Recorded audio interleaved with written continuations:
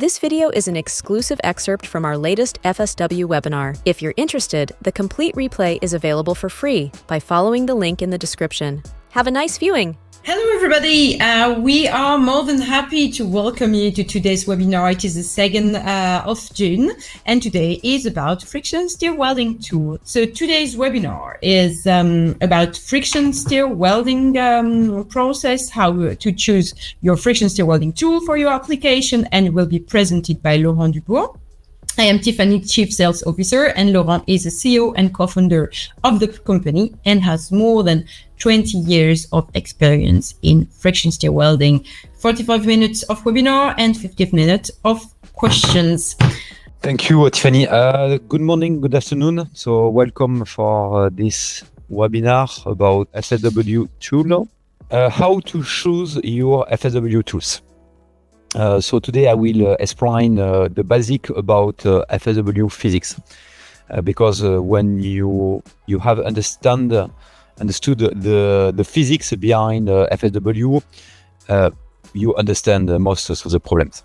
This is the content of my presentation. I will start by presenting the FSW tool specifications, the welding parameters, and the main FSW defect associated to a wrong FSW tool choice. Okay, so now Friction Stir Welding tool specifications. As I mentioned previously, a tool is composed of two parts: shoulder here and the pin here. So the shoulder hits the material by friction due to the rotation and the friction between the tool and the top surface of the component, while the pin plunge into the materials and stir the materials by the combination of rotation plus traveling. So it's possible to stir, to mix the material, because the temperature under the tool is about 500 degrees C for aluminium. The melting pool temperature of aluminium is about 600 degrees C, and so during friction stir welding we reach 500 degrees C. So in fact it's very, very hot for aluminium, and the aluminium becomes very soft. So that's why the rotation of the tool associated with this soft materials, we can stir the piece, and so we can create a weld. So now how the tool creates this heat. So as I mentioned previously, the main heat generation is due to the friction between the tool and the piece. So here we have a simulation. So you can see here the tool, here a half part of a piece. And for this simulation, we only consider the friction between the tool and the part. So as you can see, the main source of heat came from the friction between the shoulder and the top surface. So that is very, very important. Please remember that the first source of heat is due to the friction between the shoulder and the top surface. Also, under the pin here, we can see that we reach about 300 degrees C. It's also hot because we have also a friction between the extremity of the pin and the material. However, the higher welding speed, traveling linear speed, is between the shoulder and the top surface. So that's why the temperature is higher close to the shoulder. So that is obvious. Now, a very interesting phenomenon is the temperature created by the plastic work. So now you understand that the material turn around the tool. So we have very high plastic work. So if we look to the strain ratio between friction stir welding or extrusion or forging, the plastic work is 1,000 times higher doing friction stir welding than doing extrusion or forging. So you imagine the plastic work, in fact, is very, very high, and the contribution of the plastic work on the heat generation is also very high. So basically, we said that the tool friction is represent 70% of the heat generation, and the plastic work 30%.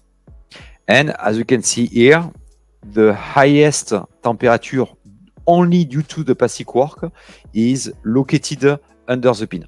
Why? Because we have very high pressure, because this small volume of material is compressed between the extremity of the pin and the bottom side of the part.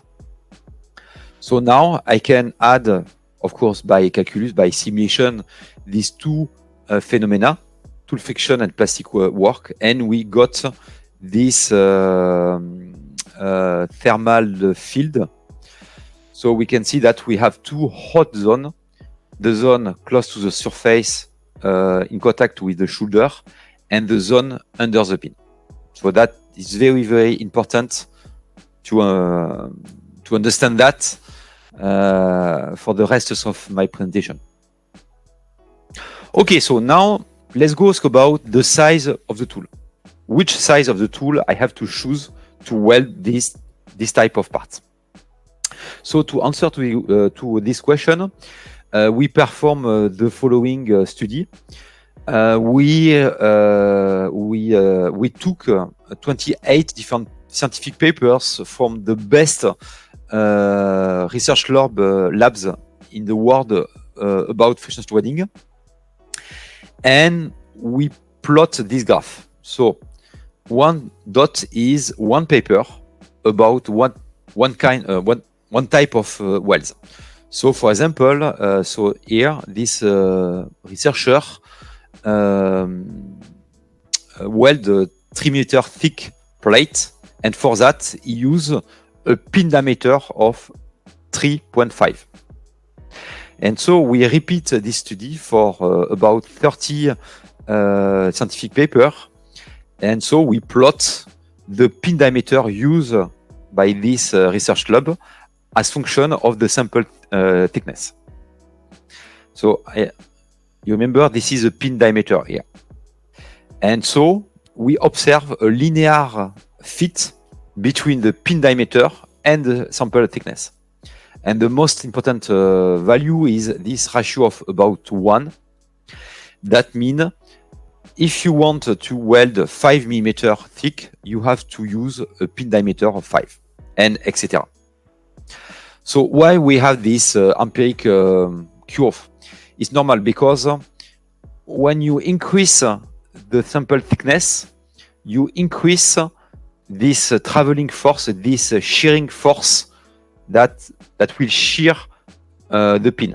So you have to increase the pin diameter, and you have to follow a ratio of 1 between the sample thickness and the pin diameter.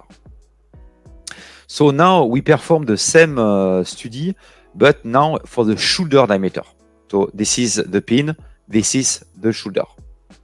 Again, the same papers, the same stupid, simple study. I just note, okay, this researcher weld 5 millimeter thick samples. Okay, he used a shoulder diameter of 15 millimeter. I repeated that 30 times, and again, I got this linear fit. And what is interesting is there is a clear ratio between the shoulder diameter and the sample thickness. And this ratio is about 2.3 times. So also that's... There's still 30 minutes to watch. Access the full video for free by clicking the link in the description below. And don't forget to subscribe to our channel to learn more about friction stir welding.